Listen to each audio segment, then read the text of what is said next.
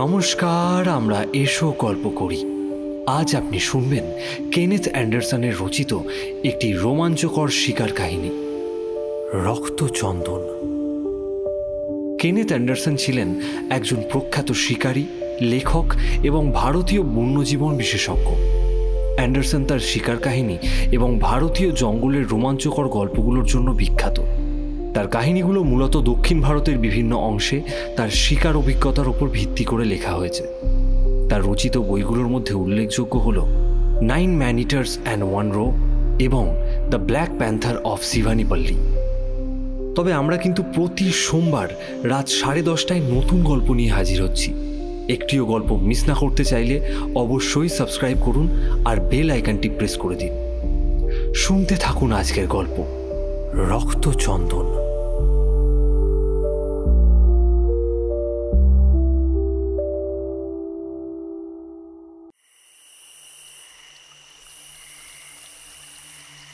রাতের অন্ধকারে চরাচর গভীর ঘুমে ডুবে রয়েছে। চাঁদটাও যেন আজ ঈষৎ ফিকে। গাছপালাগুলো চাদর মুড়ি দেয়া বৃদ্ধের মতো ঝুপ্পুস হয়ে বসে আছে। কেবল নিদ্রাহীন সদা প্রবাহমানা কাবেরী নদী কুলুকুলু শব্দে বয়ে চলেছে আধার গায়ে মেখে। দক্ষিণ ভারতের এই অঞ্চল গাঢ় বনানীতে আবৃত। উপর থেকে দেখলে এখনো এখানে মানুষের মাথার বদলে গাছের নানান রকমের, নানান আকারের সবজে পাতাই বেশি চোখে পড়ে। অবশ্য এই তমসা ঘন রাতে সেসব কিছুই দেখার জন্য নেই। কাবেরী নদী ছাড়া আরও কয়েকটি প্রাণীও রাতের আধারে জেগে রয়েছে। কাছেই তালাই নভু গাঁ। সেই গাঁয়ের 3টে লোক গেছে নদী পারে বাঁশবন থেকে বাঁশ কেটে আনতে। তাদের হাতে দা, কাটারি প্রভৃতি ধারালো অস্ত্র। একে বাঁশ কাটতে হাতিয়ারের প্রয়োজন, তার উপর এত রাতে খালি হাতে জঙ্গলে ঢোকা একেবারেই নিরাপদ নয়। শান্ত নিরিবিলি বন প্রান্তর তাদের বাঁশ কাটার শব্দে যেন চমকে চমকে উঠছিল। বারংবার তাদের কাঠারির আঘাত প্রতিধ্বনিত হচ্ছিল জঙ্গলের কোনায় কোনায়। হঠাৎ সেই কাঠারির কোপ থমকে গেল। হাতিয়ারধারীর চোখ পড়েছে বাঁশবনের এক কোণে। দুটো বড় বাঁশ গাছ কেটে ফেলায় চাঁদের আলো এসে পড়েছে সেখানটায়। সেই ম্রিয়মান জ্যোৎস্নায় চকচক করছে 3টে প্যান্থার শাবক। বাচ্চাগুলো বোধহয় ঘুমাচ্ছিল, কিন্তু এই অনাহুতদের দাপাদাপিতে তারা সজাগ হয়ে উঠেছে। তবে শিশুগুলো বড়ই ছোট। মাকে ছাড়া সেখান থেকে পালানোর বা ভয় দেখিয়ে অবাঞ্ছিত মানুষগুলোকে হটিয়ে দেওয়ার মতো স্পর্ধা তাদের এখনো হয়নি। তালাই নভু গ্রামের 3 বাসিন্দা ওই হিংস্র প্রজাতির নিরীহ শাবকগুলোর কাণ্ড দেখে হেসেই খুন।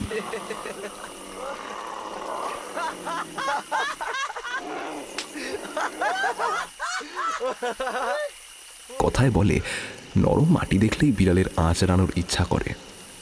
তেমনি ওই দুর্বল প্যান্থার শাবকদের দেখে লোকগুলোর ভীমরতি চাপল। একজন হাসির দমক থামিয়ে বলল, দেখো দেখো কেমন কাঁপছে। ওই শালারাই বড় হলে উৎপাত শুরু করবে। এদের জন্য জঙ্গলে কাঠকুটো আনতে গিয়ে বেঘরে মারা পড়বে কত লোক। শালাদের গোড়াতে নিকেশ করবো আজ। এই বলে লোকটা তার হাতের কাঠারিটা সজোরে বসিয়ে দিল ওই বাচ্চাটার পিঠে। ছোট্ট প্যান্থার শাবকটা আর্তনাদ করে মুহূর্তের মধ্যে 2 টুকরো হয়ে দুদিকে গড়িয়ে পড়ল। তাজা গরম রক্ত ছিটকে উঠল বাতাসে। তার এই কাণ্ড দেখে বাকি 2 সাকরে তো তাদের হাতের অস্ত্র নিয়ে ঝাঁপিয়ে পড়ল বাকি 2 শিশুর উপর। আঘাতে আঘাতে ক্ষতবিক্ষত করে খুন করল সেই অবনাজিকদের। সেই নিরাপরাধ প্রাণীগুলোর করুণ আর্তনাদে আর্দ্র হলো জঙ্গলের মাটি। তাদের গরম রক্তে ভারী হলো কাবেরী নদীর ধারের সেই জঙ্গলে বাতাস। কিন্তু জঙ্গলের প্রতিশোধ নেয়া এখনো বাকি ছিল।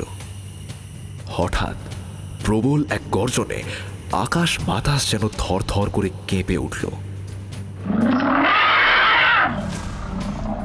বজ্রপাত নয়, বাচ্চাদের মরা কান্না শুনে অন্তরাল থেকে বেরিয়ে এসেছে মা প্যান্থার। তার হিংস্র চোখ স্থির হয়ে রয়েছে ওই দুর্মতিগ্রস্ত লোকগুলোর উপর। সদন্ত চাঁদের আলো পড়ে চকচক করছে। মা প্যান্থার নিজের বাচ্চাদের মৃত্যুর বদলা নিতে ছুটে এসেছে। তাকে দেখেই লোকগুলোর হাত পা ঠান্ডা হয়ে গেল। কিন্তু বিপদ যা ঘটার তা ইতিমধ্যে ঘটে গেছে। পালাবার পথ আর নেই।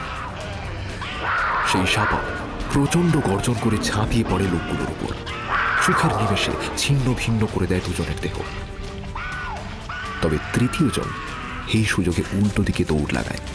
বাঘের থাবায় তার শরীরের বেশ খানিকটা মাংস উঠে গেলেও প্রাণে মরেনি সে। ওই ক্ষত নিয়েই ছুটতে ছুটতে গ্রামের সীমানায় এসে লুটিয়ে পড়ে লোকটা। ততক্ষণে ভোর হয়ে এসেছে। গ্রামের একজন প্রাতঃকৃত্য সারতে ওই দিকে এসেছিল। সে দৌড়ে গিয়ে জড়িয়ে ধরে আহত মানুষটিকে। জিজ্ঞাসা করে, আরে আরে কি হয়েছে তোমার? এই হাল হলো কি করে? কি হলো? একটা প্যান্থার বিনা কারণে ঝাঁপিয়ে পড়ে। তার আমলায় প্রাণ হারায় বাকিরা। আমি আমি আমি কোনো মতে পালিয়ে এসেছি। ককাতে ককাতে এই কথাগুলো বলেই জ্ঞান হারায় সেই গ্রামবাসী।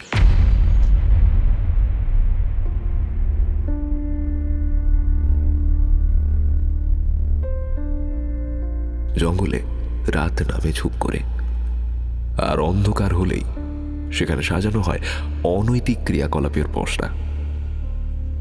আসলে গাছের ডালে ডালে পাতার ফাঁকে ফাঁকে লুকিয়ে থাকা শাবক বা সরীসৃপের থেকেও বেশি হিংস্র ও জঙ্গলি জীব হল মানুষ।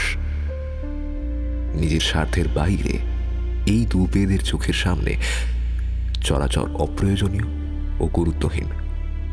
নিজের বা বড়জোর নিজের প্রিয়জনের বাইরে জীবজগৎ বা প্রাণের স্পন্দন তার কাছে মূল্যহীন। গাছপালা, নিম্নতর জীব, এমনকি পড়শি মানুষটিকেও সে প্রয়োজনে বা অপ্রয়োজনে শুধুমাত্র মনোরঞ্জনের জন্যই হত্যা করতে পারে।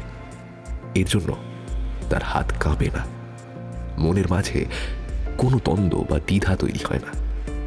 যতই হোক, দিনের শেষে আমরা তো জীব শ্রেষ্ঠ মানব জাতি।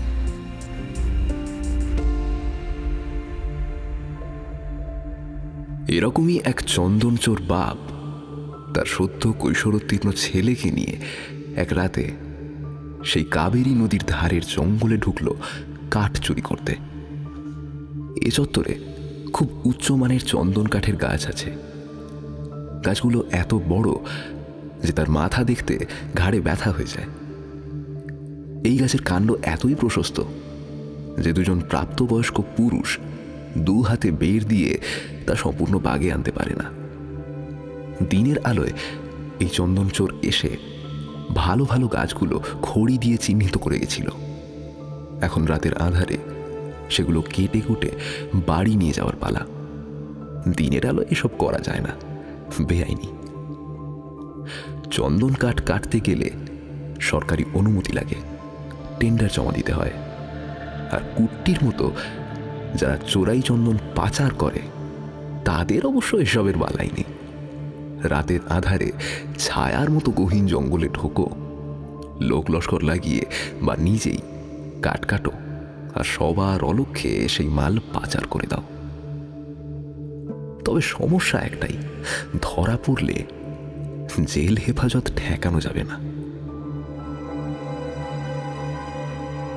না, কুট্টিকে এখনো অবধি কোনো পুলিশ বা বন বিভাগের আধিকারিক হাতে নাতে ধরতে পারেনি। তাদের সন্দেহ যে অমূলক নয় তা তারা বিলক্ষণ জানে, কিন্তু বামাল সমেত গ্রেপ্তার করতে না পারলে এই ধরনের অপরাধীকে সাজা দেয়া সম্ভব নয়। তাই বন বিভাগের আধিকারিকরা তক্কে রয়েছে যে কবে ওই চন্দন চোরকে বাগে পাবে।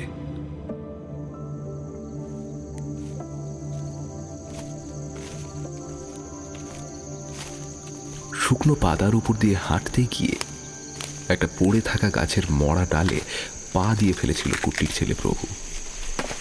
আর সাথে সাথেই সেই নিস্তব্ধ বনভূমি কাঁপিয়ে ওই মরা গাছের ডাল মরমর করে আর্তনাদ করে ওঠে।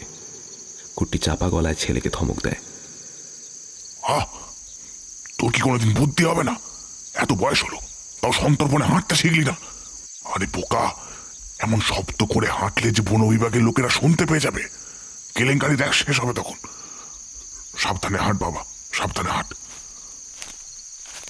নিজের ভুল বুঝতে পেরে জিভ কেটে পা টিপে টিপে চতুর্দিক দেখতে দেখতে এগোতে থাকে প্রভু। তবু এটা সেটা টুকটাক শব্দ করা এড়াতে পারে না সে। বাবা যতই ধমকাক, প্রভু মনে মনে ঠাহর করতে পারে সেই ধমকের থেকেও বড় ভয় এই জঙ্গলের আনাচে কানাচে ওথ পেতে বসে আছে। তার গলা শুকিয়ে আসে, বুক দুরু দুরু করতে থাকে। সে তাদের গায়ের এক বৃদ্ধের কাছে গল্প শুনেছে, এই জঙ্গলে নাকি অশরীরী প্রেতাত্মারা ঘোরাঘুরি করে। সে শুনেছে এই জঙ্গলে নাকি নানান অদ্ভুত সব শব্দ হয়, বিচিত্র কাণ্ড কারখানা ঘটে। ভূতের ভয় পায় প্রভু, কিন্তু তার থেকেও বেশি ভয় পায় এখানকার মানুষ খেকো প্যান্থারকে। মাসখানেক আগে তাদের পাশের গ্রামের 3 জন রাতের অন্ধকারে বাঁশ কাটতে এসেছিল, কিন্তু ওই প্যান্থারের আক্রমণে প্রাণ হারায় 2 জন, আর একজন পালিয়েছিল ঠিকই, কিন্তু শেষ রক্ষা হয়নি। সেই নরখাদকের হামলায় তার শরীরে বিরাট ক্ষত সৃষ্টি হয়েছিল। সেই ক্ষত পেকে পরে সদরের হাসপাতালে মৃত্যু হয় ওই হতভাগ্যের। ভয়ে ভয়ে আশেপাশের অন্ধকার ঝোপঝাড়গুলোর দিকে তাকায় প্রভু। কে জানে কোন মোড় থেকে হঠাৎ সেই মৃত্যুদূত বেরিয়ে এসে ঝাঁপিয়ে পড়বে ওদের উপর। হাতিয়ার বলতে তো বাবার কাছে একটা মাত্র কাটারি আর ওর হাতের বড় করাতখানা। এই দিয়ে কি ভয়ঙ্কর যমদূতকে প্রতিহত করা যাবে? হাঁটতে হাঁটতেই নিজের শুকনো ঠোঁটখানা চেটে একটা ঢোক গেলে ওই সদ্য কৈশোরোত্তীর্ণ বালক। চিহ্নিত গাছের কাছে গিয়ে কুট্টি বলে, নে আগে এটা কি নামাই, করাতটা ধর। বাপ আর ছেলে মিলে করাত টেনে ঘস ঘস শব্দে চন্দন গাছ কাটতে আরম্ভ করল। কিন্তু তারা জানত না যে জঙ্গলের ত্রাস সেই হিংস্র মা প্যান্থার ওত পেতে বসেছিল কাছেই। এই গাছ কাটার বিচিত্র শব্দ তার দৃষ্টি আকর্ষণ করল। নরমাংসের লোভ না থাকলেও মানুষের প্রতি বিদ্বেষ একটুও কমেনি সেই চারপেয়ের। কাজেই সে গুটি গুটি পায়ে সন্তর্পণে এগিয়ে এলো কুট্টি আর প্রভুর দিকে। ওরা তখন কাঠ কাটতে ব্যস্ত। রাতের আধারে ওই সামান্য লণ্ঠনের আলোয় কিছুই বুঝতে পারল না তারা। প্রভু হঠাৎ এক প্রচণ্ড কান ফাটানো গর্জন শুনতে পেল। চোখের নিমেষে সে দেখল তার বাপ কুট্টি শুকনো পাতার বিছানায় হুমড়ি খেয়ে পড়েছে, আর তার পিঠে বসে আছে স্বয়ং সেই মা প্যান্থার। সাক্ষাৎ মৃত্যুকে এত কাছ থেকে এর আগে দেখেনি প্রভু। প্যান্থারটি কুট্টির ঘাড়ে নিজের 1 আঙুল সমান সুতীক্ষ্ণ দাঁতগুলো বসিয়ে দিয়েছে। ততক্ষণে প্রাণের তাগিদে আর্তনাদ করে ওঠে কুট্টি। তার সেই ভয়ঙ্কর আর্তনাদে বোধহয় জঙ্গলের প্রেতাত্মারাও কেঁপে উঠেছিল।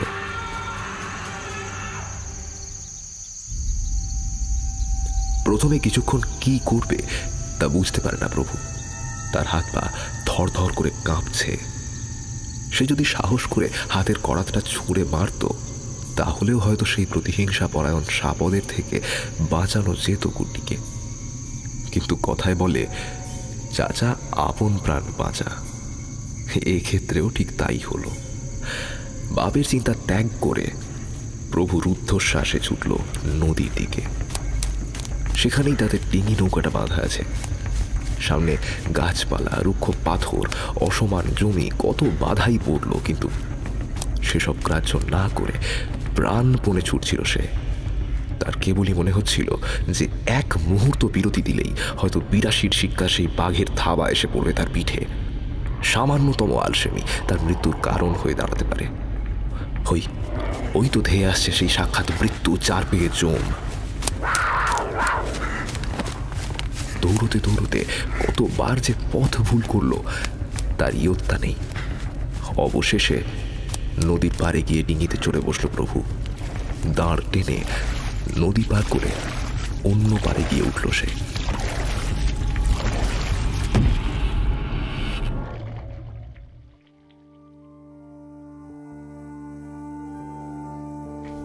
না, এবারে এসেও ফিরে তাকানোর সাহস জোটাতে পারেনি প্রভু।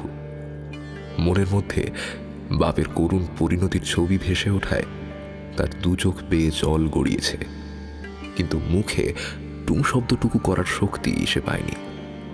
কে জানে, শব্দ শুনে যদি নদীর সাঁতরে এবারে উঠে আসে সেই প্যান্থার। একেবারে নিজের গায়ে পৌঁছে তবেই একটু শ্বাস নিয়েছে সে, আর সাথে সাথেই তার গলা চিরে বেরিয়ে এসেছে এক মর্মান্তিক আর্তনাদ। বাবাকে চোখের সামনে কালের গ্রাসে ঢুকে যেতে দেখেও কিচ্ছু করতে পারেনি সে। নিজের প্রাণ বাঁচাতে কাপুরুষের মতো দৌড়ে পালিয়ে এসেছে ওখান থেকে। এই আফসোস কোনো দিন যাবে না। বাবার মৃত্যুর পরোক্ষ কারণ হয়ে বেঁচে থাকতে হবে তাকে।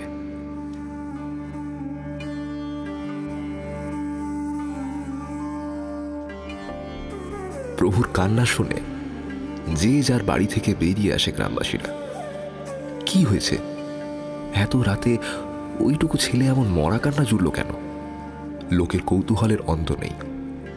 সকলে এসে তাকে শুধালো তার কান্নার কারণ। কাঁদতে কাঁদতে প্রভু কেবল একটাই কথা বলতে পারল,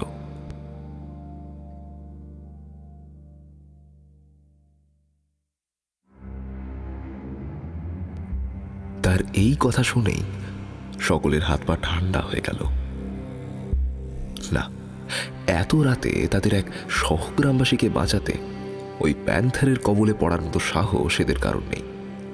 উল্টে সকলে যে যার ঘরে ফিরে দোর বন্ধ করে বসে রইল। পরের দিন বেলার দিকে গ্রামের বাসিন্দারা দল বেঁধে গেল সেই অকুস্থলে।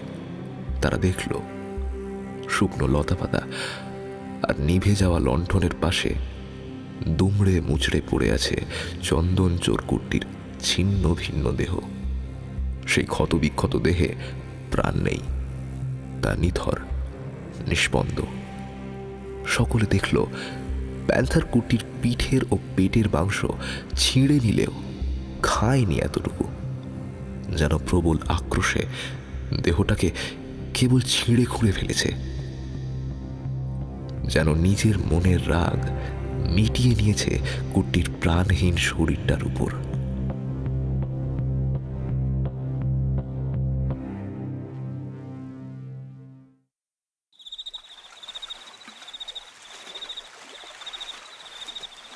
কালু, কালু, এই বেটা কালু। পাশেই কাত হয়ে পড়ে থাকা কালুকে খোঁচা দেয় নরেশ। ঘুমলি নাকি? আরে এই কালু। প্রথমবারে কাজ হয় না, কিন্তু দ্বিতীয়বারে ঘুমের চটকা ভেঙে ধর্মড়িয়ে উঠে বসে মাঝবয়সী কালু। চোখ টোক কোচলে বলে, কে এসে গেছি নাকি? তার কথা শেষ হওয়ার আগেই প্রচণ্ড শব্দে একটা বিস্ফোরণ ঘটে আশেপাশেই। বিকট সেই শব্দে চমকে উঠে কানে হাত চাপা দেয় কালু। শব্দটা কিসের তা সে ভালো করেই জানে, কিন্তু মোটেই পছন্দ করে না বিস্ফোরণের এই কান ফাটানো আওয়াজটা। পূর্ণিমার রাত, কাবেরী নদীর উপর ধীর গতিতে প্রায় পাশাপাশি বইছে দুটো ডিঙি নৌকা। জ্যোৎস্না রাতে এ দৃশ্য এ অঞ্চলে বিরল নয়। তবে না, নৌকার যাত্রীরা কোনো ভ্রমণার্থী বা সাধারণ লোক নয়। এরা যাকে বলে চোর। হ্যাঁ, চুরি কি মশাই কেবল ডাঙায় হয়, জলে হয় না। এরা হলো সেই জলের চোর। দুটি নৌকা মিলে মোট জনা 5 লোক। এদের পেশাই হলো রাতের অন্ধকারে অনৈতিক উপায়ে মাছ চুরি করা। কি চমকাচ্ছেন তো? ভাবছেন কটা লোক পেট চালাতে, পরিবার প্রতিপালন করতে প্রবাহমান নদী থেকে মাছ ধরবে, এতে অন্যায়টা কি? আসলে অন্যায় মাছ ধরায় নয়, অন্যায় তাদের মাছ ধরার পদ্ধতিতে। ছিপ, বড়শি কিংবা জাল দিয়ে নয়, তারা মাছ ধরে বোম মেরে। হ্যাঁ, বাড়িতে হাতে তৈরি বোমা সঙ্গে নিয়ে রাতের আধারে বের হয় তারা। বোমাগুলোর বিশেষত্ব এই যে জলের মধ্যেও বিস্ফোরণ হতে বাধে না। সেই বিস্ফোরণে মারা যায় অজস্র মাছ। তারপর এই মরে ভেসে ওঠা মাছগুলোকে বাঁশের বল্লম মেরে মেরে নৌকায় তুলে আনে ওই চোরা শিকারীর দল। পূর্ণিমার রাতেই এই দলের কাজ কারবার বেশি হয়, কারণ চাঁদের আলোর জোর না থাকলে বা আকাশ মেঘাচ্ছন্ন থাকলে ভেসে ওঠা মাছ ঠিকমতো ঠাহর করা যায় না। আজ এক পূর্ণিমা, কাজেই আজও কালু নরেশের দল 2টো ডিঙি নিয়ে বেরিয়েছে মাছ ধরতে। সাথে রয়েছে 1 বস্তা বোমা। কালু এই জেলে দলের ডান হাত হলেও সে নিজে কখনো বোমা মারে না। তার কাজ মরে ভেসে ওঠা মাছগুলো বল্লম দিয়ে নৌকায় তোলা, অব্যর্থ তার নিশানা। তার এই শব্দভীতি নিয়ে দলের বাকিরা মশকরা করে। আর তাদের প্রধান হলো এই নরেশ। কালুর বুঝতে অসুবিধা হয় না যে ইয়ার্কি মেরে তার পিছনে লাগার জন্যই এমন অতর্কিতে বোমাক্রমণ সানানো হয়েছে জলের মধ্যে।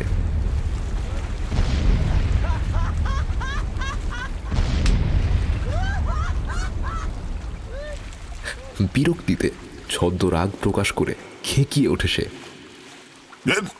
শালা ড্যাম না, তোদের আর আমার পিছনে লাগা ছাড়া কোনো কাজ নেই না? না তাহলে আয় আর পা দুটো একটু টিপে দে আরাম চাঁদা তল।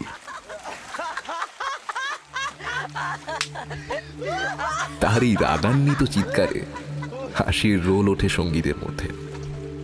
কেউ বলে কালু ভয় পেয়েছে, কেউ বলে লোককে বলিস না যেন আমাদের কালু সর্দার বোমের আওয়াজে ডরায়।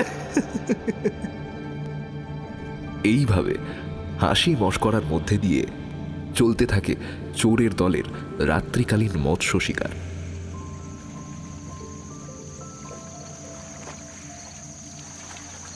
ঘণ্টাখানেক এইভাবে চলার পর কালু বলল, নরেশ, এবার নৌকা দুটো পারে বেড়া। খুব খিদে পেয়েছে রে বাপ।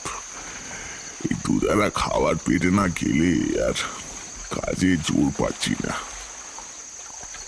নরেশ এই কথাতেও পিছনে লাগতে ছাড়ে না। চোখ টিপে বলে, বলি ও কালু, দানা না পানি? তোর তো আবার সেটা গলায় না গেলে ঠিক কাজে মন লাগে না। হ্যাঁ, কালু সর্দারের ঈষৎ পান দোষ আছে। দেশি ধেনু না খেলে তার দিন শুরু হয় না। নরেশের এই কথায় একেবারে তেলে বেগুনে জ্বলে ওঠে কালু। দাঁত মুখ খিঁচিয়ে বলে, তোর সবেতেই ফাজলামি কেন? আমি কি স্যার মদ গিলেই বেঁচে আছি? খাবার গিলি না? থাক, তোদের যখন খিদে টিদে পাইনি তখন আর নৌকা বেড়াতে হবে না। কালু একটু বেশি রেগে আছে দেখে দলের বাকিরা নরেশকে বকাবকি করতে শুরু করে। অবশেষে একটা অপেক্ষাকৃত কম ঢালু পারে ভেরানো হয় নৌকা দুটো। আসলে চলমান নৌকায় রান্না বান্না করা গেলেও খেতে সমস্যা হয়। একটু থিতু হওয়ার জন্য নিজেদের নৌকা পাড়ে ভিড়িয়ে খাওয়া দাওয়া সেরে নেয় ওরা। তারপর আবার ভোরের আলো না ফোটা পর্যন্ত চলে বোম ফাটানো আর মাছ ধরা। নৌকা পাড়ে ভিড়িয়ে খাওয়া দাওয়া চলতে থাকে, আর চলতে থাকে চটুল কথাবার্তা, ঠাট্টা তামাশা। কিন্তু কালু সর্দার গোগ্রাসে তার খাওয়া সেরে নেয়। লুঙ্গির কোঁচরে বাঁধা দিশির বোতল তখন টানছে তাকে। একটু আগেই সঙ্গী সাথীদের মশকরার জবাবে বড় বড় কথা বলেছে সে, তাই ওদের সামনে বোতল বার করলে আর রক্ষে থাকবে না, সকলে মিলে চেপে ধরবে। তোরা খা, আমি একটু আসছি বলে হাত ধুয়ে সাথীদের থেকে খানিক দূরে এক ঝোপের আড়ালে চলে যায় কালু। নরেশ ও তার সাথীরা ভাবে বোধহয় সে মলমূত্র ত্যাগ করতে গেছে ঝোপের আড়ালে। সেই নিয়েও একজোট হাসির রোল ওঠে, কিন্তু মুহূর্তের মধ্যে একটা মর্মান্তিক আর্তনাদে তাদের সেই হাসি স্তব্ধ হয়ে যায়।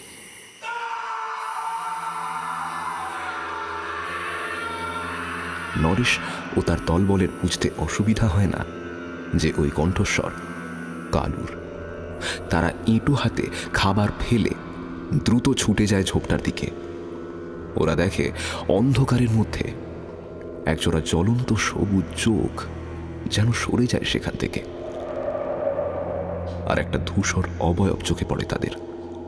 সেই অবয়বটা যেন হুমড়ি খেয়েছিল কালুর শরীরের উপর। প্রথমে ওদের মনে হয় বুঝি কোনো দৈত্য দানব কিংবা প্রেতাত্মার কবলে পড়েছে তাদের সর্দার। দলের কয়েকজন তিরুপতি, হে মুরুগান বলে ইষ্ট নাম করে ওঠে, কিন্তু পরক্ষণেই নরেশ এক ধমক দিয়ে তাদের চুপ করায়। না, ভূত প্রেতে ভয় পায় না সে। হাতের মশালখানা বাগিয়ে ধরে কালুর দেহটার দিকে গুটি গুটি পায়ে এগিয়ে যায় নরেশ। আন্দাজ 20 পা মতো এগিয়ে রক্তে মাখামাখি দেহটা ভালো করে দেখতে পায় সে। প্রাণহীন কালু সর্দারের ঘাড়ের কাছের এক খাবলা মাংস কে যেন পরম আশ্লেষে তুলে নিয়েছে। ভয়ে কাঁপতে কাঁপতে নরেশ জেলে একটাই শব্দ উচ্চারণ করে,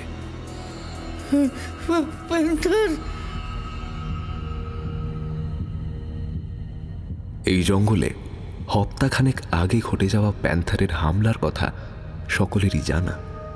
চন্দনচোর কুট্টির কি হাল হয়েছিল তা কম বেশি সকলেই দেখেছে। নরেশের সেই অস্ফুট কথাটা শুনে দলের বাকিরা থরথর করে কাঁপতে আরম্ভ করল। কেউ আর এক মুহূর্তও সেখানে দাঁড়াতে রাজি নয়। সবাই যে যার মতো নৌকায় উঠে পড়ল, আর যাওয়ার সময় নরেশকেও এক প্রকার টানতে টানতে নিয়ে গেল তাদের সাথে। কালুর দেহ ওইভাবে ফেলে রেখে যাওয়ার ইচ্ছা তার ছিল না, কিন্তু দলের বাকিরা তাকে একলা ফেলে যেতে রাজি নয়। এ জঙ্গল এখন মানুষ খেকো, এখানে পদে পদে মৃত্যু ওত পেতে বসে আছে। এক মুহূর্ত এই কাল অরণ্যে নিরাপদ নয়। চোখের জলে বন্ধুকে শেষ বিদায় জানালো নরেশ। পাক আর রক্ত মাখা কালু সর্দারের নিষ্প্রাণ দেহখানা পড়ে রইল অনন্তের অপেক্ষায়। কেবলমাত্র এক আকাশ তারা আর ফ্যাট ফ্যাটে জ্যোৎস্না ওই নিথর মৃতদেহের পাহাড়ায় রইল।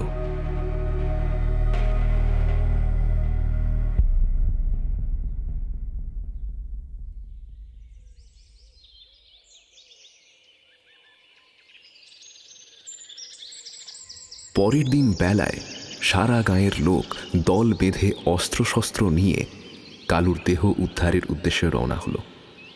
বেশি খোঁজাখুঁজি করতে হলো না। নদীর ধারে একটা ঝোপের কাছে সেই ঠান্ডা মৃতদেহ খুঁজে পাওয়া গেল। অন্যান্য বারের মতো এবারও প্যান্থার মানুষটিকে নৃশংসভাবে হত্যা করেছে বটে, কিন্তু তার মাংস খায়নি। এরপর শুরু হলো মৃত্যুর এক নাম না জানা পালা। পরপর আরো বেশ কিছু মানুষের প্রাণ গেল প্যান্থারের হাতে। এ প্যান্থার শুধু হত্যা করে, মাংস খায় না। প্রত্যেকটি মৃতদেহকে জন্তুটা এমনভাবে ক্ষতবিক্ষত ও বিকৃত করে ফেলে যে লোকগুলোকে চেনা দায় হয়ে ওঠে। মনে হয় দারুণ আক্রোশে জন্তুটা ক্রমাগত আঘাত করে গেছে। হত্যার পরেও মানুষগুলোর ওপর তার রাগ যায়নি। সে যেন গত জন্মের রাগ উসুল করে নিয়েছে দেহগুলোকে ছিন্ন ভিন্ন করে।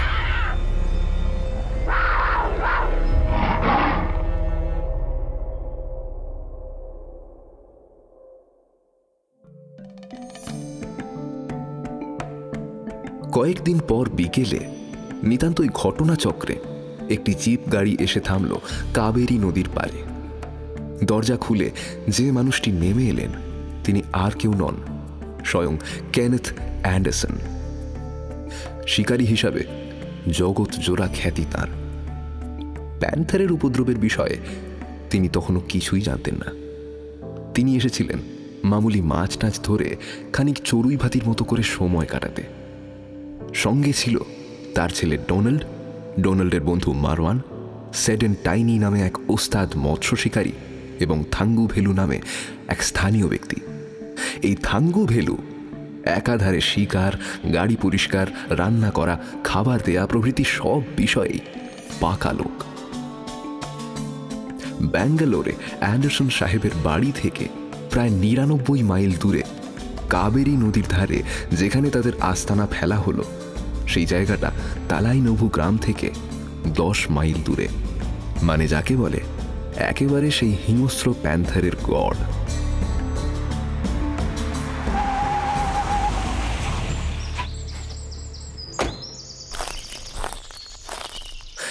গাড়ি থেকে নেমে অ্যান্ডারসন সাহেব বললেন, থাঙ্গু ভেলু, এই জায়গাটা কিন্তু মন্দ নয়, এখানেই তাঁবু খাটানো যাক, কি বলো? দলের পান্ডার উদ্দেশ্যে থাঙ্গু ভেলু জবাব দেয়, হ্যাঁ সাহেব, তা ফেলাই যায়, তবে জায়গাটা একেবারে নদীর পাড়ে। এটা রাতের বেলা হাতি বা অন্য জানোয়ারের জল খেতে আসার পথ হলে আশ্চর্য হব না। একটু সতর্ক থাকতে হবে হুজুর। কথাটা মন্দ বলনি। আচ্ছা ঠিক আছে, সন্ধ্যের পর থেকে দিনের আলো ফোটা পর্যন্ত তাঁবুর সামনে সর্বক্ষণ আগুন জ্বালিয়ে রাখার বন্দোবস্ত করো। আগুন দেখলে আশা করি জন্তু জানোয়ার ধারে কাছে ঘেঁষবে না।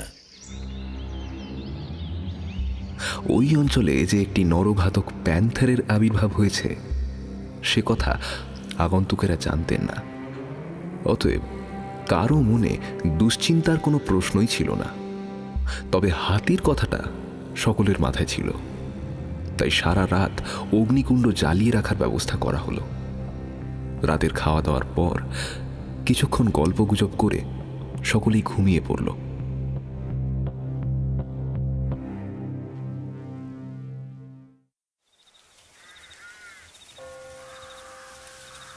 তখন গভীর রাত। হঠাৎ অ্যান্ডারসন সাহেবের ঘুম ভেঙে গেল। তিনি ঘড়ি দেখলেন ৩টে বেজে কয়েক মিনিট। আগুন প্রায় নিভে এসেছে। তাঁবুর বাইরে রাতের অন্ধকারে ধিক ধিক করে চেয়ে রয়েছে কয়েক টুকরো জ্বলন্ত কাঠ কয়লা। আগুনটাকে সারা রাত জ্বালিয়ে রাখার দায়িত্ব ছিল থাঙ্গু ভেলুর উপর। সে বেটাও গভীর ঘুমে তলিয়ে গেছে। সাহেবের বাঁদিকে তার ছেলে ডোনাল্ড নাক ডাকিয়ে ঘুমাচ্ছে। ডান দিকে মারওয়ান আর টাইনি মাথা মুখ চাদর ঢাকা দিয়ে ঘুমাচ্ছে। সম্ভবত রাতের শিশির এবং মশার আক্রমণ থেকে আত্মরক্ষা করার জন্যই এই ব্যবস্থা। অ্যান্ডারসন ভাবতে লাগলেন, হঠাৎ তার ঘুম ভাঙল কেন? জঙ্গলের ভিতর থেকে কি কোনো সন্দেহজনক শব্দ ভেসে আসছে? কান খাড়া করলেন তিনি। না, ডোনাল্ডের প্রচণ্ড নাসিকা গর্জন ছাড়া আর কিছুই শোনা যাচ্ছে না।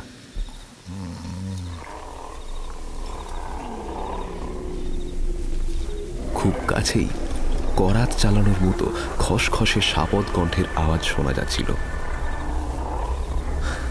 অ্যান্ডারসনের বুঝতে অসুবিধা হল না যে কোনো ক্ষুধিত প্যান্থারের শব্দ।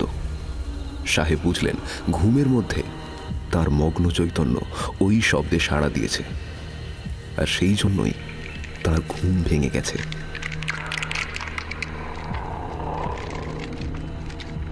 তিনি ভয় পেলেন না।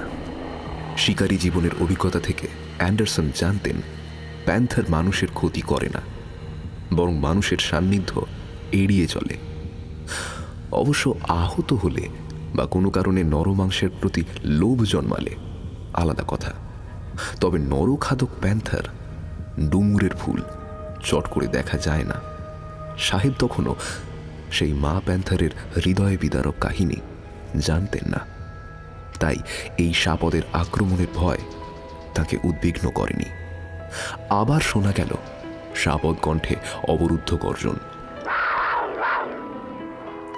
সাহেব শব্দ লক্ষ্য করে টর্চের আলো ফেললেন। জন্তুটাকে স্পষ্ট দেখা গেল। ঘুমন্ত থাঙ্গু ভেলুর থেকে মাত্র কয়েক ফুট দূরে মাটির ওপর গুঁড়ি মেরে বসে রয়েছে একটি প্যান্থার। বসার ভঙ্গি দেখে স্পষ্ট বোঝা যাচ্ছে ওই ঘুমন্ত মানুষটার উপর লাফিয়ে পড়ার উপক্রম করছে সে। সাহেব রাইফেলের দিকে হাত বাড়ালেন। অস্ত্রটাতে গুলি ভরে পাশেই রেখে দিয়েছিলেন তিনি, কিন্তু সেটা বাগিয়ে ধরার আগেই হঠাৎ থাঙ্গু ভেলু ঘুমের ঘোরে উঠে বসল। তার পায়ের কাছে ছিল জল ভরা একটা ডেকচি। পায়ের ধাক্কা লেগে পাত্রটা সশব্দে নড়ে উঠল, আর সঙ্গে সঙ্গে জন্তুটা সচকিত হয়ে এক লাফে জঙ্গলের আধারে গা ঢাকা দিল।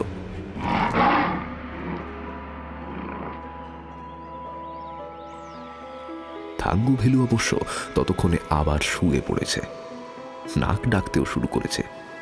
সে জানতেও পারেনি যে কি ভয়ঙ্কর বিপদের হাত থেকে বরাত জোরে বেঁচে গিয়েছে।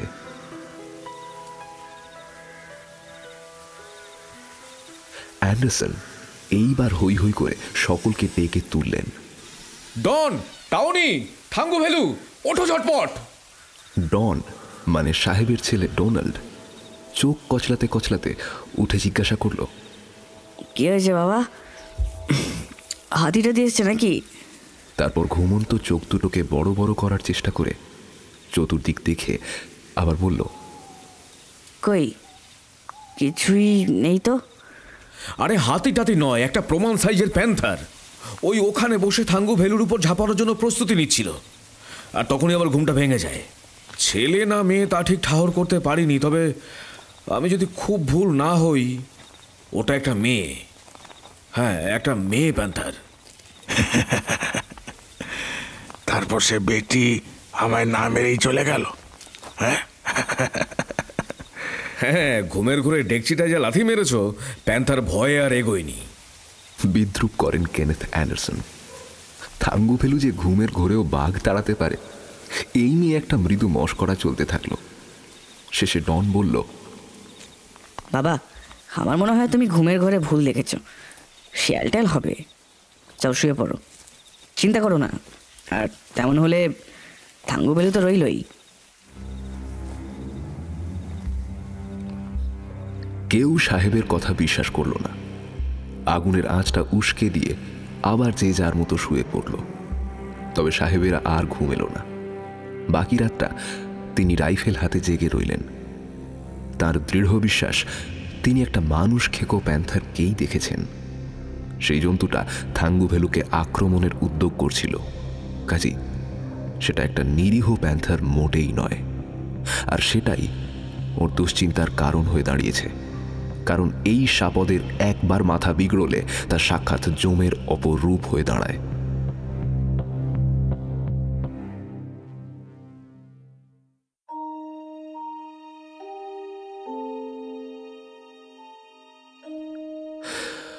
পরের দিন মাছ ধরার পালা।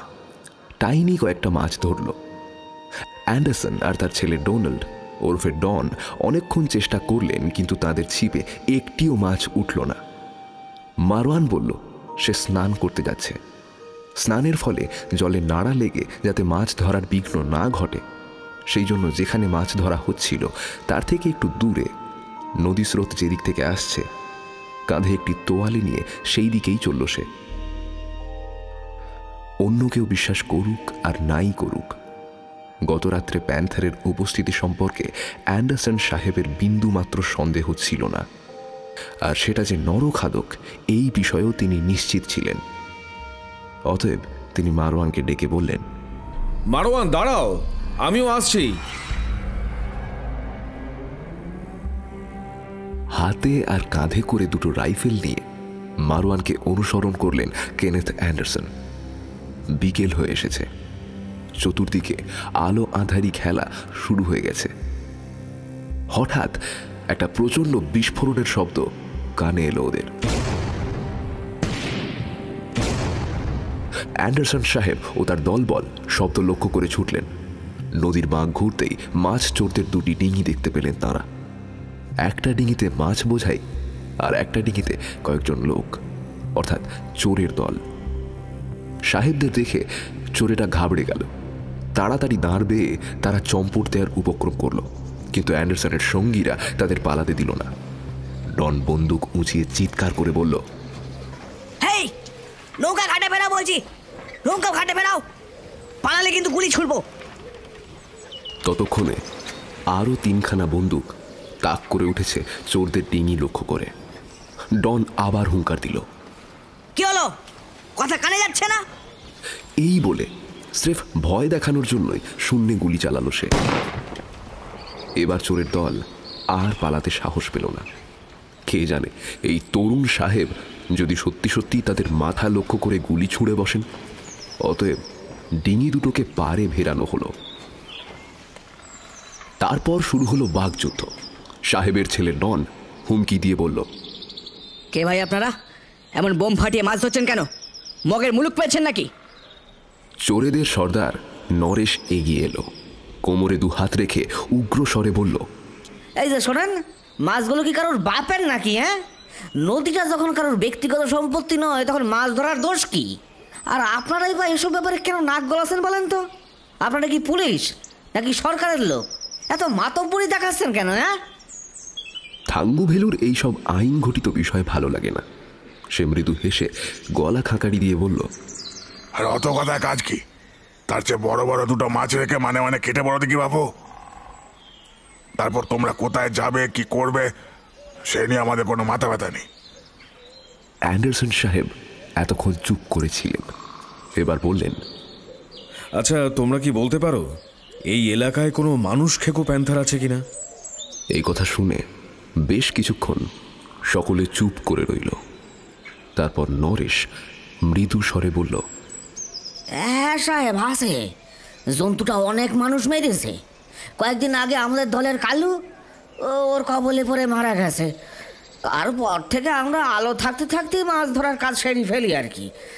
আগে আমরা চাঁদনি রাতেই মাছ ধরতাম, কিন্তু এখন এই চত্বরে সন্ধ্যের পর কেউ আর ঘরের বাইরে বেরোতে সাহস পায় না। লোকটির কথা শুনে সাহেবের ছেলে ডন দারুণ উত্তেজিত হয়ে উঠল। আরে চুলোয় যাক মাছ, কথা দিচ্ছি আমরা তোমাদের কোনো ক্ষতি করব না। তবে তবে এক্ষুনি এই প্যান্থার সম্পর্কে সব কিছু খুলে বলো আমাদের। আমরা শিকারী, জন্তুটাকে শায়েস্তা করার চেষ্টা করব।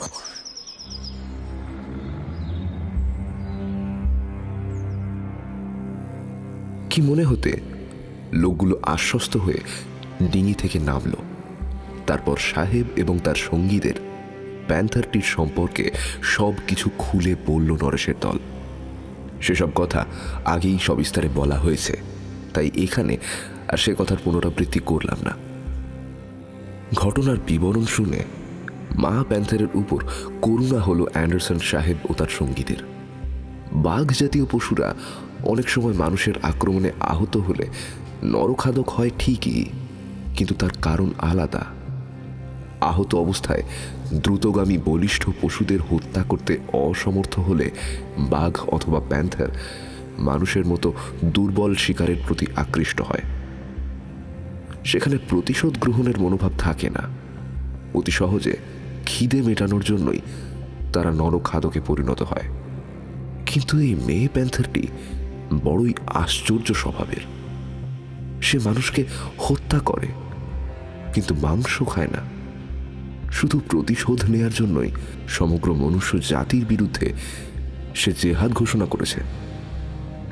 এমন ঘটনার কথা বড় একটা শোনা যায় না।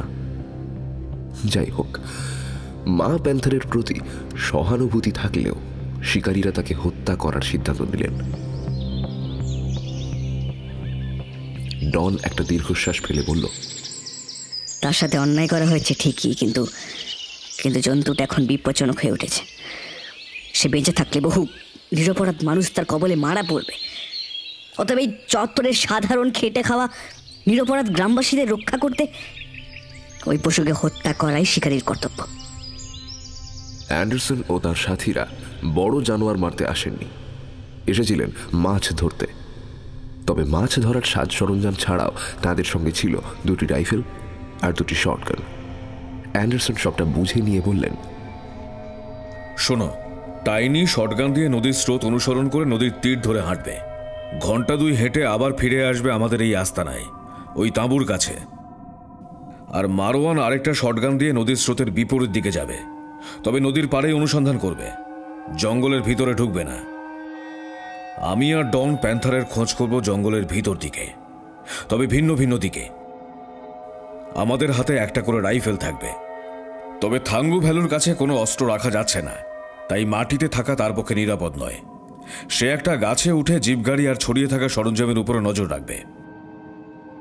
আর প্রত্যেকেই আস্তানায় ফিরব বিকেল 5টার মধ্যে। সবাই নিজের নিজের ঘড়ি মিলিয়ে নাও, ঠিক 5টার মধ্যেই আমরা আস্তানায় ফিরব। কোনো কারণেই যেন দেরি না হয়, আর যদি কারো দেরি হয় তবে সকলে মিলে তার যাত্রাপথের উদ্দেশ্যে একসাথে এগিয়ে যাব। বুঝতে পেরেছ? ব্যাপারটা অবশ্য খুবই বিপজ্জনক। নদীর ধারে, ঝোপঝাড়ে ও জঙ্গলের মধ্যে লুকিয়ে থেকে প্যান্থার খুব সহজেই শিকারীর গতিবিধি লক্ষ্য করতে পারবে, কিন্তু শিকারীর পক্ষে গাছপালার আড়াল ভেদ করে জন্তুটার অস্তিত্ব আবিষ্কার করা মুখের কথা নয়। জন্তুটা মানুষ খুন করতে উৎগ্রীব। প্রথম আক্রমণের সময়ই তাকে গুলি চালিয়ে পেরে ফেলতে না পারলে শিকারী যে নিজেই শিকারে পরিণত হবে তাতে সন্দেহ নেই।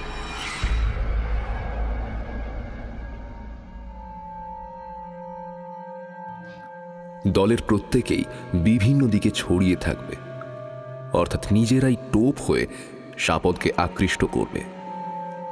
কাজেই অতর্কিতে আক্রমণ হলে বিপন্ন সঙ্গীকে সাহায্যের সুযোগ পাবে না অন্য শিকারীরা।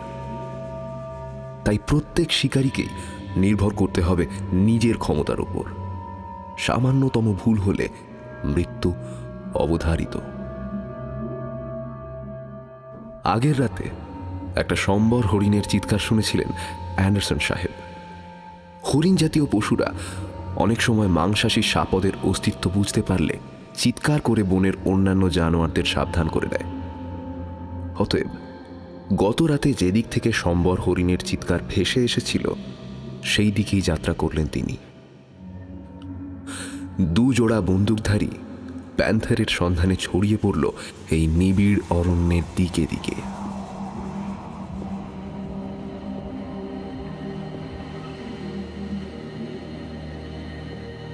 পার্বত্য পথ বেয়ে এগিয়ে চললেন সাহেব। চারিদিকে ছড়ানো ছেটানো বড় বড় পাথর, ঘন ঝোপঝাড়। ওই পাথর বা ঝোপের আড়ালে অনায়াসেই প্যান্থারটা লুকিয়ে থাকতে পারে। কিছু দূর যাওয়ার পর ছেলে ডন এবং তার সঙ্গীদের নিরাপত্তা নিয়ে চিন্তিত হয়ে পড়লেন তিনি। কিন্তু এখন আর কিচ্ছু করার নেই। সাহেব মনে মনে প্রার্থনা করলেন ওরাও যেন সতর্ক থাকে।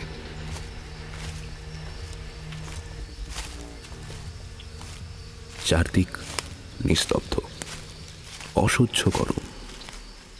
পাখিদের কলতান পর্যন্ত শোনা যাচ্ছে না। চারিদিকে সতর্ক দৃষ্টি রেখে এগোচ্ছিলেন কেনেথ অ্যান্ডারসন। সামনে বড় পাথর বা ঝোপঝাড় দেখলে তীক্ষ্ণ দৃষ্টিতে পর্যবেক্ষণ করছিলেন সাহেব। তবে তিনি জানতেন পিছন থেকেই বিপদের ভয় বেশি, কারণ বাঘ অথবা প্যান্থার মানুষ মারতে অভ্যস্ত হলেও মানুষকে ভয় পায়, এবং সেই জন্যই অধিকাংশ সময় তারা মানুষকে পিছন থেকে আক্রমণ করে। অতএব সাহেবকে ক্রমাগত থামতে হচ্ছিল, কখনো সামনে কখনো পিছনে তাকাতে তাকাতে খুব ধীরে ধীরে অগ্রসর হচ্ছিলেন তিনি। বাতাসের ধাক্কায় আন্দোলিত উদ্ভিদ এবং বৃক্ষ শাখার মর্মর ধ্বনি শুনে মাঝে মাঝে প্যান্থারের অস্তিত্ব কল্পনা করে রাইফেল তুলে ধরছিলেন। পরক্ষণেই নিজের ভুল বুঝতে পেরে আবার অস্ত্র নামিয়ে এগিয়ে যাচ্ছিলেন সামনের দিকে। এইভাবে কিছুক্ষণ চলার পর অ্যান্ডারসন বুঝলেন তার স্নায়ু দুর্বল হয়ে পড়েছে। একেবারে অনভিজ্ঞ নতুন শিকারীর মতো আচরণ করছেন তিনি যেন খানিক বেপরোয়া হয়ে উঠলেন। নিশ্চিন্ত মনে এগিয়ে চললেন সামনে। আরও কিছুক্ষণ কাটল, কিচ্ছু ঘটল না। সাহেব মনে মনে ভাবলেন মাছ চোরের দল নির্ঘাত প্যান্থারের ব্যাপারটা বাড়িয়ে বলেছে। নরঘাতিনী মা প্যান্থারের অস্তিত্ব সম্পর্কে তিনি সন্দিহান হয়ে উঠলেন। কিছু দূর এগোনোর পর গাছের পাতার খসখসানি সাহেবের কানে এলো। পরক্ষণেই গাছের ডাল ভাঙার আওয়াজ। শব্দের কারণ বুঝতে শিকারীর কান ভুল করল না। নির্ঘাত কোনো হাতি বা হাতির দল গাছের পাতা আর ডালপালা দিয়ে উদর পূর্তি করছে। অ্যান্ডারসন থেমে গেলেন। যেদিক থেকে শব্দ আসছে সেই দিকে দৃষ্টি নিক্ষেপ করলেন। ব্যাপারটা জটিল হয়ে দাঁড়িয়েছে। হাতি যদি একা হয় তাহলে কাছাকাছি মানুষ আসতে দেখলে আক্রমণ করতে পারে।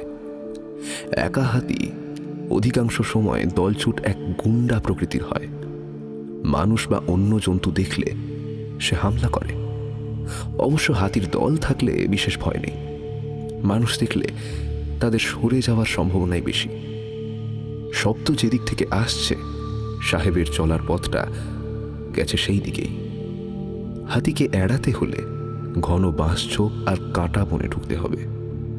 আর সেরকম জায়গায় ক্রুদ্ধ প্যান্থার বা হাতির সম্মুখীন হলে শিকারীর সমূহ বিপদ।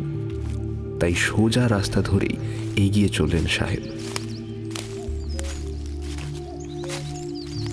সাহেবের পিছন দিক থেকে জোর বাতাস বইছিল। হঠাৎ সামনে গাছের ডালপালা ভাঙার আওয়াজ থেমে গেল।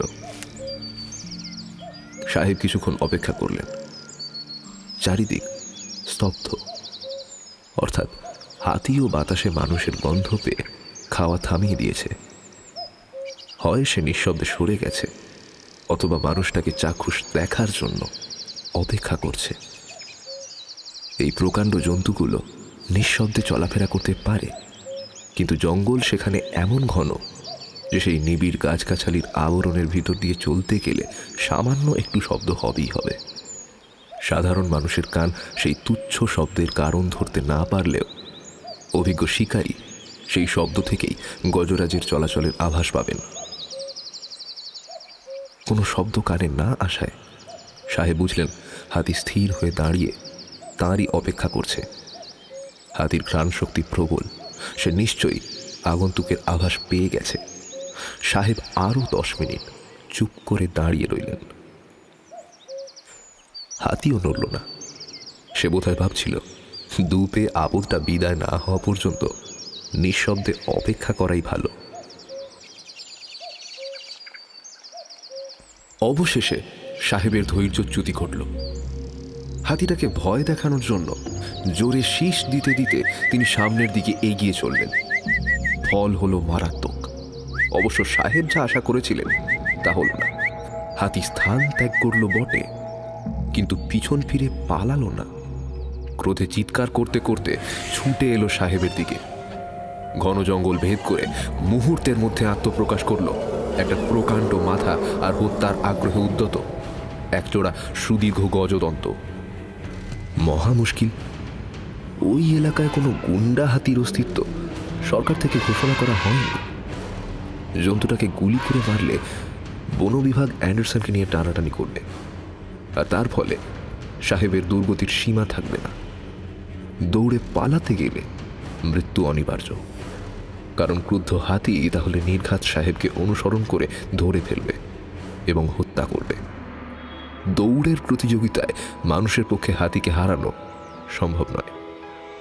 অবশ্য গুলি চালিয়ে হাতির হাঁটু ভেঙে দিয়ে পরিত্রাণ পাওয়া যায়, কিন্তু তাহলে জন্তুটা দিনের পর দিন অসহ্য যন্ত্রণা ভোগ করবে। অনর্থক জানোয়ারকে কষ্ট দিতে চান না অ্যান্ডারসন সাহেব। হ্যাঁ, আর একটা উপায় আছে, আর সেই উপায় অবলম্বন করলেন তিনি। শূন্যে রাইফেল তুলে একটা গুলির শব্দ করলেন। আওয়াজ করতেই হাতি চমকে থেমে গেল। তার পায়ের ধাক্কায় রাশি রাশি ঝরা পাতা আর ধুলোর ঝড় উঠল চারিদিকে। সাহেব সামনে এগিয়ে এসে আবার শূন্যে একটা গুলি করলেন। এইবার গজরাজ ভয় পেল। ক্রুদ্ধ বৃংহন ধ্বনির পরিবর্তে তার কণ্ঠে জাগল ভয়ার্ত চিৎকার। ছোট্ট পেটে লেজটা পিছনের 2 পায়ের ফাঁকে গুটিয়ে সে পথ পরিবর্তন করে উল্টো দিকে দৌড় লাগালো।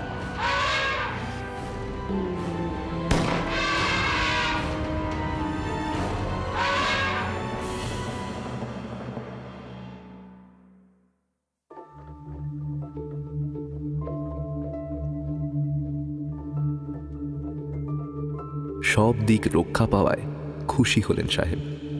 হাতি বাঁচল, তিনিও বাঁচলেন, কিন্তু নিজের ওপর তিনি বিরক্তও হলেন। চুপচাপ আরও কিছুক্ষণ অপেক্ষা করলে হাতিটা নিশ্চয়ই চলে যেত। রাইফেলের আওয়াজ শুনে খুনি প্যান্থার আর এদিকে আসবে না। মাত্র আধ ঘন্টা হলো তিনি আস্তানা ছেড়ে বনের মধ্যে এসেছেন। এখন আর এগিয়ে যাওয়া উচিত হবে কি? প্যান্থারের সাক্ষাৎ আজ আর পাওয়া যাবে বলে মনে হয় না। কিছুক্ষণ চিন্তার পর সাহেব আবার এগোলেন। অন্তত মিনিট 10 মধ্যে প্যান্থার, হাতি বা অন্য কোনো হিংস্র জানোয়ারের দেখা পাওয়ার সম্ভাবনা নেই। রাইফেলের শব্দে কাছাকাছি যেসব পশু ছিল তারা নির্ঘাত দূরে সরে পড়েছে। পদে পদে চারিদিকে নজর রাখার দরকার আর ছিল না। তাই খুব কম সময়ের মধ্যেই ঘন বাঁশবন পেরিয়ে একটা ফাঁকা জায়গায় পৌঁছে গেলেন তিনি। বাবুল, বোরাম, ছোট ছোট তেঁতুল গাছ এবং মাটির উপর বিস্তীর্ণ এলাকা জুড়ে লম্বা লম্বা ঘাস আর ঘাস পেছানো রয়েছে জায়গাটায়। পায়ে চলা যে পথ ধরে সাহেব এগিয়ে চলছিলেন সেই পথটা এখানে এসে বিস্তীর্ণ ঘাসের সমুদ্রে হারিয়ে গিয়েছে। তার পরিবর্তে এখানে তৃণাবৃত প্রান্তর ভেদ করে আত্মপ্রকাশ করেছে আরও অনেকগুলো ছোট ছোট পায়ে চলা পথ। হরিণদের পায়ে পায়ে ওই পথগুলোর সৃষ্টি হয়েছে। জায়গাটা পরীক্ষা করে অ্যান্ডারসন বুঝলেন তিনি হরিণদের প্রিয় বাসভূমিতে এসে পড়েছেন। মাংসাশী পশুর প্রিয় খাদ্য হচ্ছে হরিণ। সুতরাং সাহেব ভাবলেন সেই খুনি প্যান্থার হয়তো এখানেও হানা দিতে পারে। সাহেব আরও একটু এগিয়ে গেলেন। হঠাৎ তার কানে এলো বুনো কুকুর। সর্বনাশ! এক পাল বুনো কুকুর কোনো হতভাগ্য শিকারকে তাড়া করে সাহেবের দিকেই ছুটে আসছে। সাহেব তাড়াতাড়ি একটা ছোট তেঁতুল গাছের আড়ালে সরে দাঁড়ালেন। ভারতীয় বুনো কুকুর অতি ভয়ঙ্কর জীব। বনের সব জানোয়াররাই তাদের ভয় পায়। এই কুকুরগুলো দল বেঁধে শিকার করে। কোনো হরিণের পিছনে যদি বুনো কুকুরের দল তাড়া করে তবে আর রক্ষে নেই। যতই দ্রুতগামী হোক পলাতক হরিণ, এক সময় ধরা পড়বেই। আর কুকুরগুলো তাকে টুকরো টুকরো করে ছিঁড়ে খাবে। গাছের ডালপালার উপর শিঙের ঘষা লাগার আওয়াজ শুনতে পেলেন সাহেব। সঙ্গে সঙ্গে জঙ্গল ভেদ করে তার সামনে বেরিয়ে এলো একটি সুন্দর সম্বর হরিণ। তার মুখ থেকে ফেনা ঝরে পড়ছে। কাঁধের উপরও জড়িয়ে রয়েছে মুখের ফেনা। আর দারুণ আতঙ্কে তার দুই চোখ বিস্ফারিত হয়ে গেছে। হরিণটা থামল না, তীর বেগে ছুটে পালাতে লাগলো। আচমকা বজ্রপাতের মতো ভীষণ গর্জন শোনা গেল। পরক্ষণে ডোরা কাটা একটা শরীর শূন্য পথে উড়ে এসে পড়ল ধাবমান সম্বরের পিঠের ওপর। আর ঠিক সেই মুহূর্তে অকুস্থলে উপস্থিত হল এক পাল বুনো কুকুর। অপ্রত্যাশিত বিস্ময়ের চমক সামলে নিয়ে কুকুরগুলো মৃত হরিণ আর বাঘকে ঘিরে ফেলল। হঠাৎ দুই লাফে এগিয়ে গিয়ে বাঘ তার সামনে দাঁড়ানো কুকুরটাকে আক্রমণ করতে উদ্যত হল। আবার প্রচণ্ড আঘাতে কুকুরটা ঠিকরে শূন্যে উঠে গেল এবং তার দেহ থেকে প্রায় বিচ্ছিন্ন হয়ে গেল পিছনের একটি পা। কুকুরগুলো আবার পিছন থেকে বাঘকে আক্রমণ করল। আবার ঘুরে দাঁড়ালো বাঘ। আবার তার সামনে থেকে সরে গেল কুকুরের দল।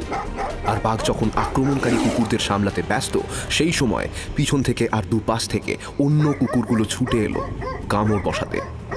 বাঘ এক পাশে ঘুরল, তারপর আশ্চর্য কৌশলে দিক পরিবর্তন করে পিছন থেকে তেড়ে আসা কুকুরদের উপর ঝাঁপিয়ে পড়ল। শত্রুর এমন অভাবনীয় আচরণের সম্ভাবনা কুকুররা কল্পনাও করতে পারেনি। সরে যাওয়ার আগেই বাঘের প্রচণ্ড দুই থাবা দুটো কুকুরকে মাটির উপর পেড়ে ফেলল।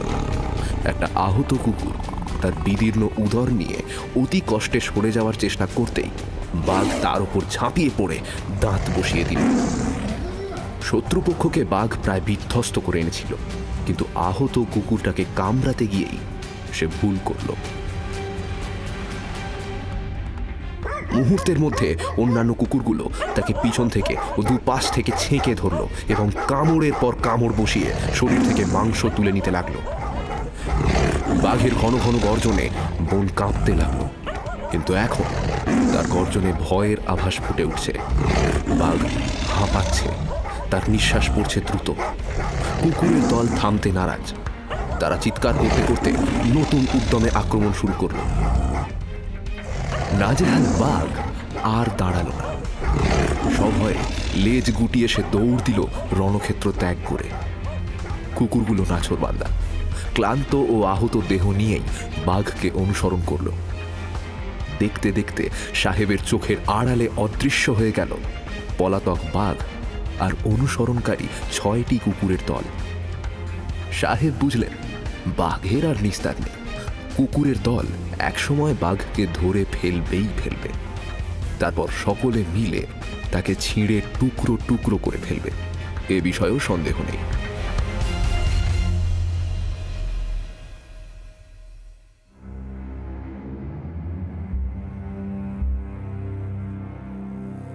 অ্যান্ডারসন তার আস্তানায় ফিরে এসে দেখলেন টাইনি ফিরে এসেছে।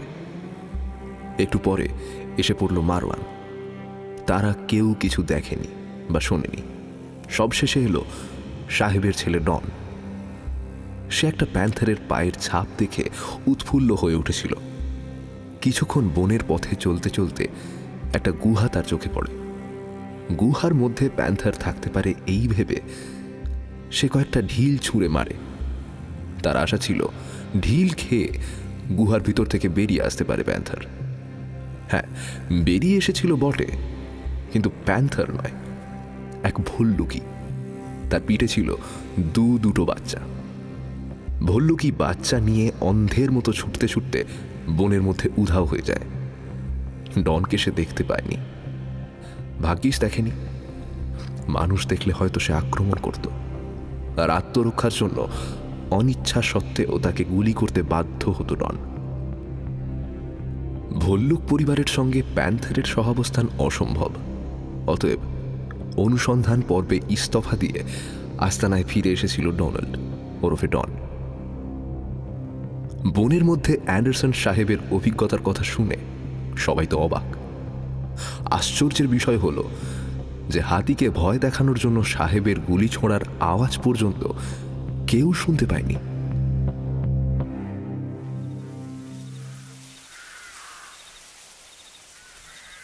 রাতে শুতে যাওয়ার আগে আগুন জ্বালানোর ব্যবস্থা করা হলো।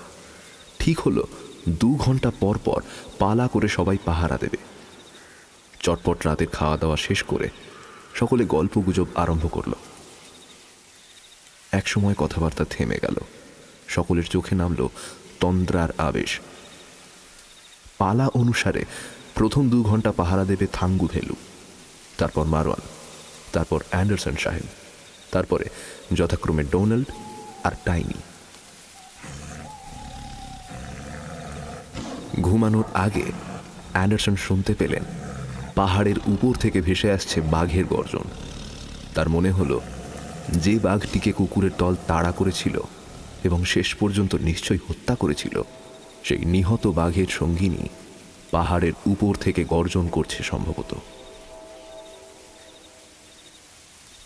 নির্দিষ্ট সময় সাহেবকে ঘুম থেকে তুলে মারওয়ান বলল, আরে আরে মনে হলো একটা প্যান্থারকে ওই ওই পিছনের পাহাড়টার উপর থেকে ডাকতে শুনলাম। আওয়াজ আসছিল অনেক দূর থেকে। হ্যাঁ, আরো একটা কথা, একটা পাখি সম্ভবত বন মোরগ হঠাৎ আমাদের তাঁবুর খুব কাছ দিয়ে ওই চিৎকার করতে করতে ওই পাকা ঝটপটি উড়ে গেছে। ব্যাপারটা খুবই সামান্য, তবু আপনাকে জানিয়ে রাখলাম। মারওয়ান শুয়ে পড়ল। অ্যান্ডারসন তাকে কিছু বললেন না, কিন্তু বন মোরগের ব্যাপারটা তার কাছে আদৌ তুচ্ছ মনে হয়নি। পাখিটা হঠাৎ চিৎকার করে অন্ধকারের মধ্যে উড়ে গেল কেন? সে নিশ্চয়ই দিনের আলো থাকতে থাকতে রাতের নিরাপদ আশ্রয় হিসেবে ওই জায়গাটাকে বেছে নিয়েছিল। কোনো বিপদের সম্ভাবনা না থাকলে পাখিটা রাতের অন্ধকারে অনিশ্চিত আশ্রয়ের জন্য অন্ধের মতো জায়গা পরিবর্তন করত না। এই বিপদটা হয়তো শিকার সন্ধানী পাইথন, বন বিড়াল বা ভাম হতে পারে। এমনকি ক্ষুধার্ত কোনো প্যান্থারের উপস্থিতিও অসম্ভব নয়। ব্যাপারটা নিয়ে চিন্তা করতে করতে সাহেবের মনে হলো নরঘাতিনী মা প্যান্থারটাকে দেখেও পাখিটা ভয় পেয়ে থাকতে পারে। আগের রাতে ওই প্যান্থারটাই যে তাদের আস্তানায় হানা দিতে এসেছিল সে বিষয়ে তিনি নিশ্চিত। জন্তুটার মনুষ্য জাতির ওপর যেরকম বিদ্বেষ, আজ রাতেও তার হামলার সম্ভাবনা আছে। অগ্নিকুণ্ডের মধ্যে আরও একটা কাঠ ফেলে দিলেন তিনি। আলোটা জোর হলে নজর রাখতে সুবিধা হবে। তারপর নদীর ধারে একটা মস্ত গাছের গুঁড়িতে ঠেস দিয়ে রাইফেল বাগিয়ে বসলেন তিনি। পিছনে নদী পৃষ্ঠ রক্ষা করছে গাছের গুঁড়ি, অতএব পিছন থেকে আক্রান্ত হওয়ার আশঙ্কা নেই। নিশ্চিন্ত হয়ে পাহারা দেওয়ার জন্য প্রস্তুত হলেন অ্যান্ডারসন।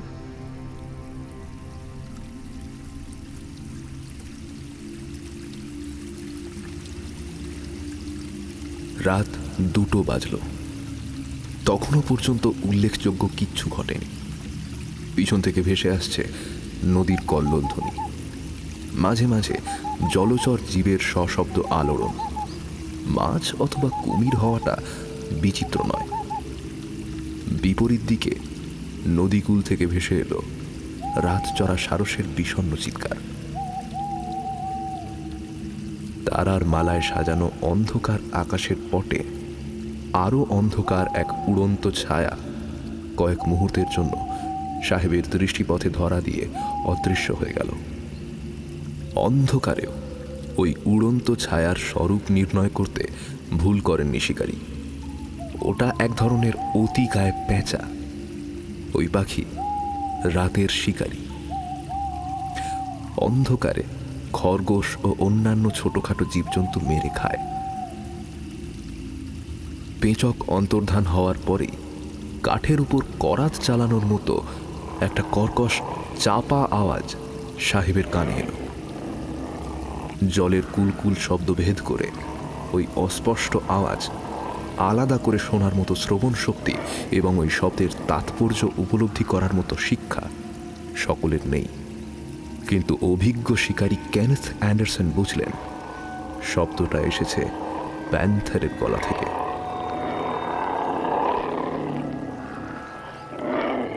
আবার সেই মৃদু অথচ ভয়ঙ্কর শব্দ শোনা গেল। এবারে খুব কাছে, ঘুমন্ত মানুষগুলোর পিছনেই একটা ঘন ঝোপ থেকে শব্দটা আসছে। আক্রমণের মুখে সাহস সঞ্চয় করার জন্যই জন্তুটা চাপা গলায় গর্জন করছে।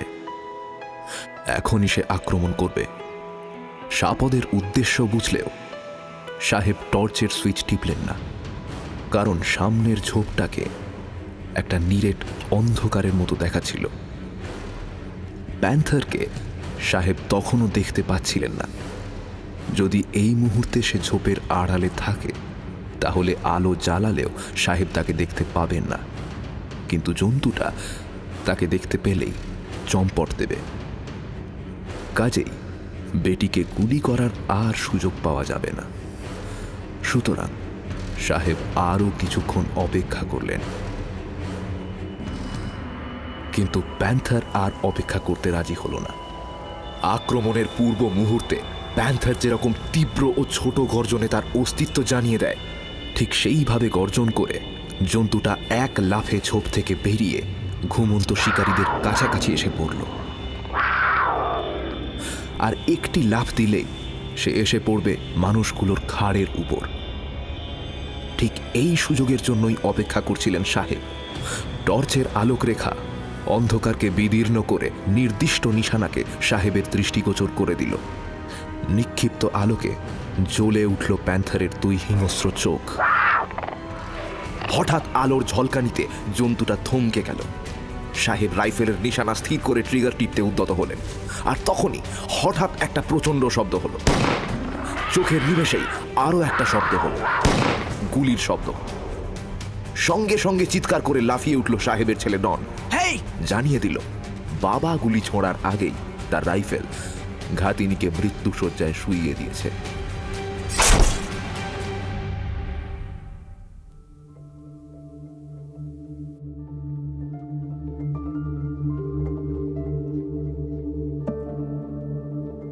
এগিয়ে গেলেন অ্যান্ডারসন ও তার পুরো দলটা।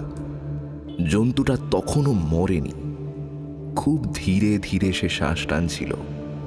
তার শরীর কেঁপে কেঁপে উঠে প্রাণের শেষ স্পন্দন জানান দিচ্ছিল। কয়েক মুহূর্তের মধ্যে সেই স্পন্দনও স্তব্ধ হয়ে গেল। মৃত্যুবরণ করল প্রতিশোধ পরায়ণা মা প্যান্থার।